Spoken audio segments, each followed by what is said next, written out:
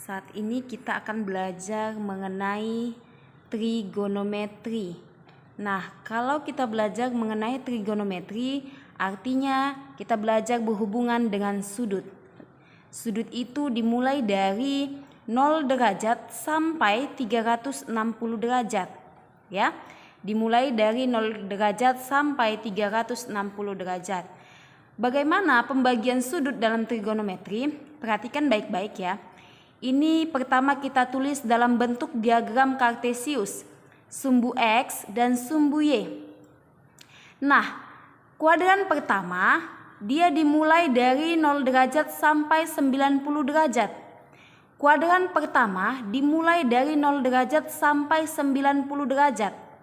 Lalu kita berangkat ke sampingnya. Kuadran kedua. Kuadran kedua itu berada dimulai dari 91 sampai 180 derajat.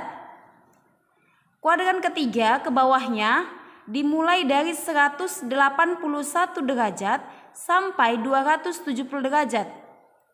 Kuadran keempat dimulai dari 271 derajat sampai 360 derajat. Nah, jadi tadi saya bilang trigonometri atau sudut itu dimulai dari 0 sampai 360 derajat. Lalu sudut-sudut tersebut dapat kita bagi menjadi 4 kuadran. Kuadran pertama, kuadran kedua, kuadran ketiga, dan kuadran keempat. Contoh,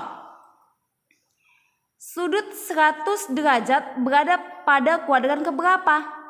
Nah, kalau dia 100 derajat artinya dia di sini ya. Di sini kan 91 sampai 180. Kalau dia tanya sudut 100 derajat berada pada kuadran kedua. Karena di sini mulai dari 91, 92, 93 sampai 180 derajat. Begitulah pembagian sudut dalam trigonometri. Nah, sekarang kita masuk ke perbandingan trigonometri pada segitiga siku-siku. Perhatikan ya. Perbandingan ini berlaku hanya pada segitiga siku-siku saja, ya.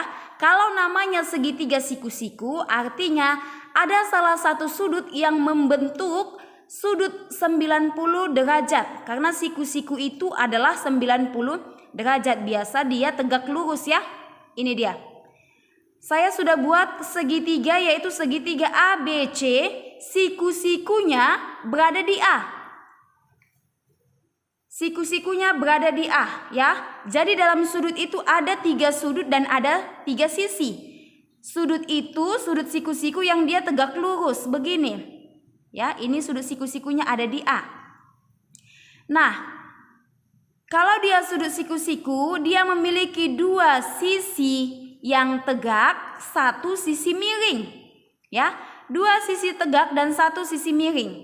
Yang mana sisi miring? Sisi miring pasti dia berada di depan sudut siku-siku. Ini sudut siku-siku ya. Di depannya, ini di depannya, sisi BC.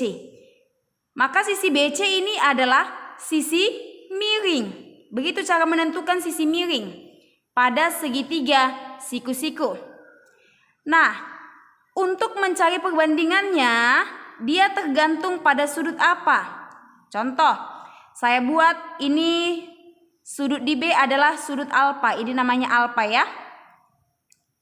Lalu bagaimana perbandingannya? Sinus alfa. Kalau dia sinus, ingat ya, sinus itu demi. Oke, sebelumnya dalam perbandingan sudut trigonometri ada sinus, kosinus, tangen, sek ini sekan, kosek kosekan, kot itu kotangen. Untuk sinus perbandingannya adalah sisi depan per mi, ini demi saya buat ya. Cara mengingatnya begini. Sinus kosinus tangen, demi, sami, desa. Demi itu artinya apa? De depan, mi miring. Dan sa adalah samping. Nah, katanya sinus alfa. Sinus itu harus demi ya. Depan, sisi depan per miring. Pegang dulu alfanya, ini alfa. Karena dia terhadap alfa dia minta pegang alfanya demi.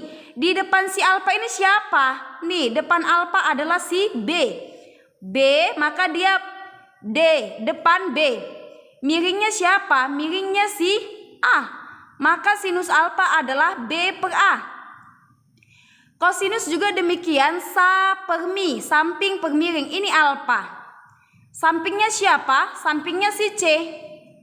Miringnya siapa? Miringnya si A. Maka dia C per A.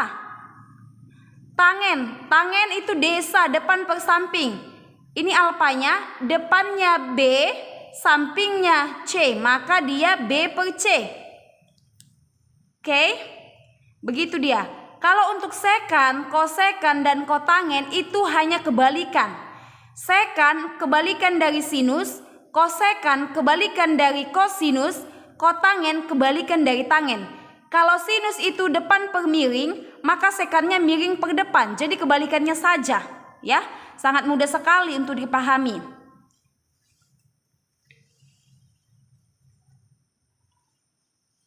Nah, contohnya ini begini.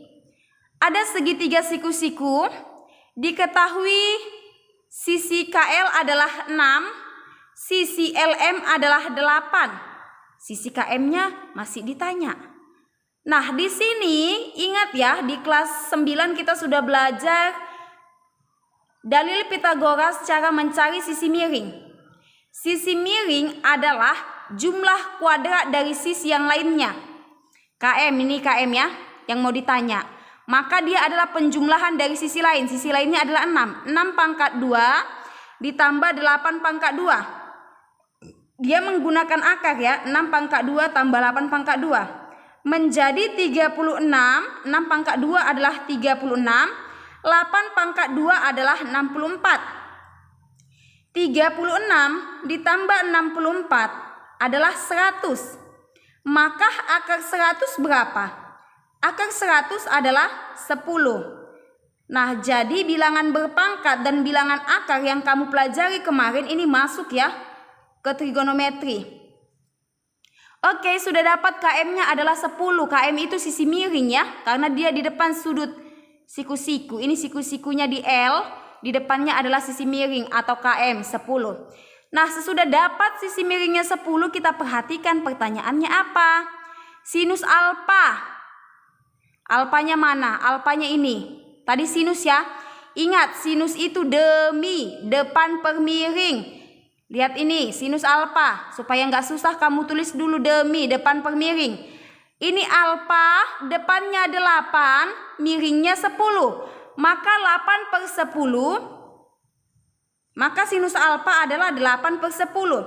Lalu dikecilkan juga boleh ya, sama-sama dibagi 2. 8 bagi 2, 4. 10 bagi 2, 5. Nah, mencari kosinusnya, ingat kosinus alfa samping per miring ya. Ini alfanya. Sampingnya 6, miringnya 10. 6 per 10.